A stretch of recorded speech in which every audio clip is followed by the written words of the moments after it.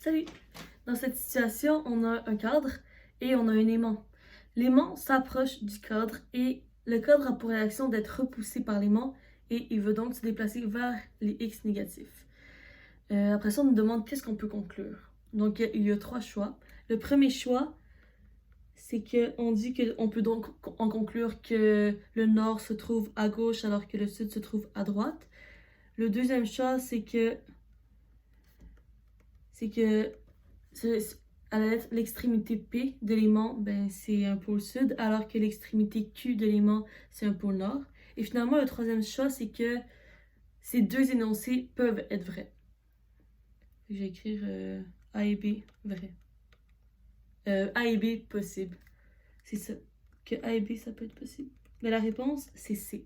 Et pourquoi? Ben, c'est parce que le phénomène dont il est question ici, c'est que quand un aimant s'approche d'un cadre, le cadre va être repoussé, alors que quand un aimant s'éloigne du cadre, le cadre va être attiré par l'aimant.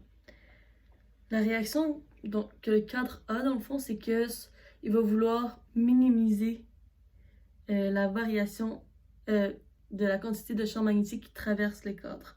On sait qu'un aimant, ces lignes de champ magnétique, que plus on est proche d'un aimant, plus son champ magnétique est fort. Alors que plus on est loin de l'aimant, donc plus les lignes de champ sont éloignées les unes des autres, donc le module du champ magnétique est plus petit ici. Donc, dès qu'un aimant s'approche du cadre, la quantité de champ magnétique qui traverse le cadre est plus grande, et dès qu'un aimant s'éloigne du cadre, sa quantité de champ magnétique qui traverse le cadre est plus petite. Et si on veut minimiser cette variation, ben, il faut juste que le cadre, dans cette situation, si l'aimant s'approche, on veut que le cadre s'éloigne, car ça fait que le cadre, l'aimant se rapproche moins rapidement du cadre si celui-ci se déplace également, si celui-ci est repoussé. Ce qui fait que la variation, elle est moins rapide. Elle est donc diminuée.